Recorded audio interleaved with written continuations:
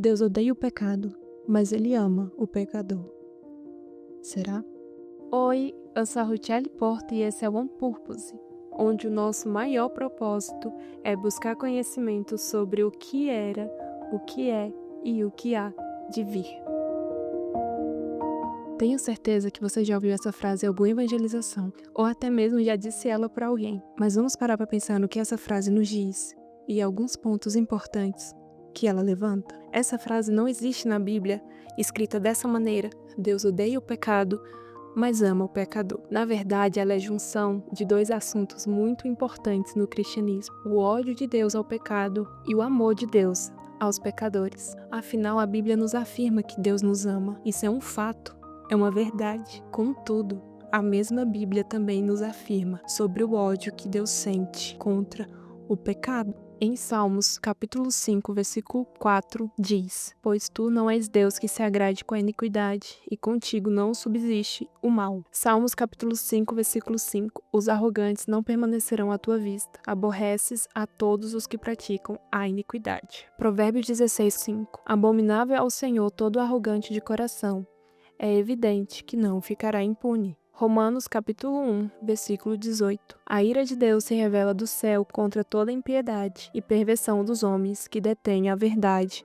pela injustiça. Nesses versículos podemos ver claramente que a ira de Deus recai sobre ações pecaminosas. E se são ações, são cometidas por alguém. Se Deus odeia o pecado e o pecado é cometido por alguém, logo, esse alguém é um pecador. Na Bíblia, um pecador é aquele que comete pecado, que transgride a lei de Deus e se afasta dos seus caminhos. Então, Deus odeia o pecado, mas ama o pecador. E acabamos de ver que a ira de Deus recai sobre ações pecaminosas cometidas por um pecador que é uma pessoa. Então, como Deus odeia o pecado e ama alguém que comete esse pecado. Talvez a frase não tenha a intenção de ser contraditória, mas de trazer uma verdade mais profunda sobre o amor de Deus. Nos últimos dias, nós estamos tão acostumados a ouvir sobre um Deus que é amor e ponto. Ele ama e é só isso que Deus faz.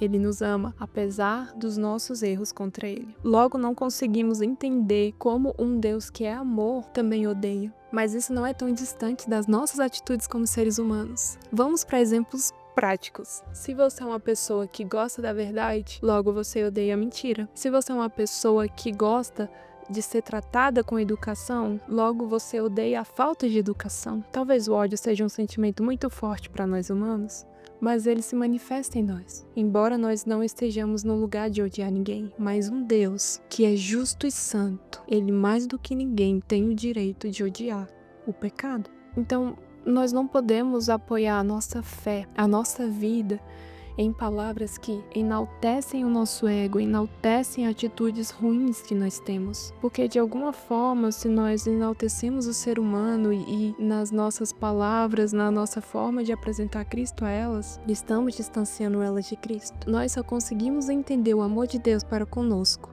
e o nosso amor para com Ele quando nós reconhecemos o tamanho do nosso pecado e o perdão que nós necessitamos. Há uma história que se passa em Lucas capítulo 7, a partir do versículo 36, a história da mulher pecadora. Então a história começa. Convidou um dos fariseus para que fosse jantar com ele. Jesus, entrando na casa do fariseu, tomou lugar à mesa. E eis que uma mulher da cidade, pecadora, sabendo que ele estava à mesa na casa do fariseu, levou um vaso de alabastro com unguento, e estando por detrás, aos seus pés, chorando, regava-os com suas lágrimas e o enxugava com seus próprios cabelos, e beijava-lhe os pés e ungia com unguento. Ao ver isto, o fariseu que convidara disse consigo mesmo: se este fora profeta, bem saberia quem e qual a mulher que lhe tocou, porque é pecadora. Dirigiu-se Jesus ao fariseu e lhe disse: Simão, uma coisa tenho a dizer-te.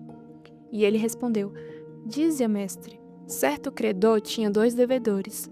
Um lhe devia 500 denários e o outro 50. Não tendo nenhum dos dois com o que pagar, perdoou-lhe a ambos. Qual deles, portanto, o amará mais? Respondeu-lhe Simão: Suponho que aquele a quem mais perdoou. Replicou-lhe: Julgaste bem. E voltando-se para a mulher, disse a Simão: Vê esta mulher? Entrei em tua casa e não me deste água para os pés, Esta, porém, regou os meus pés com lágrimas e o enxugou com seus próprios cabelos. Não me deste ósculo, e ela, entretanto, desde que entrei, não cessa de me beijar os pés. Não me ungistes a cabeça com óleo, mas esta com bálsamo ungiu os meus pés. Por isso te digo, perdoado-lhes são os seus muitos pecados, porque ela muito amou, mas aquele a quem pouco se perdoa, pouco ama. Então disse a mulher: perdoados são os teus pecados. Essa passagem nos mostra a diferença de quem reconheceu que tinha tantos pecados e aquele que talvez achava que não tinha tantos assim. Cristo nos mostra que nós só conseguimos entender o amor dele para conosco e assim manifestar o nosso amor com ele quando nós reconhecemos os nossos muitos pecados e entendemos o quanto nós fomos perdoados por ele. E ao entendermos esse perdão, nós entregamos a Deus o que há de mais precioso: a nossa vida, a nossa fé, a nossa devoção e o nosso amor.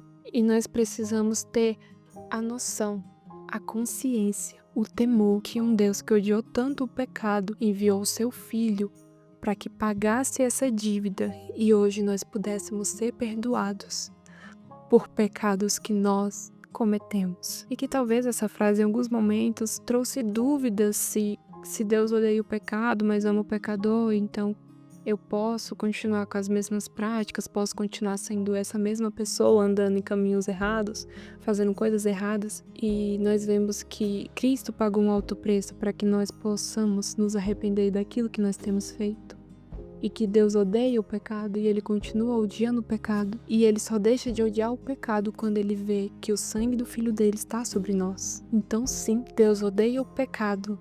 E através do sacrifício de Cristo, Ele ama o pecador arrependido. Que nós possamos nos arrepender dos nossos atos, dos nossos pecados, das nossas falhas e nos voltar para esse Deus que nos ama, apesar de nós sermos tão errados. E que o amor dele não se baseie em nossas obras, mas na obra do Filho amado, que nos salvou e nos permite acesso ao Pai. Que a graça do Senhor esteja com todos. Não só hoje, mas todos os dias.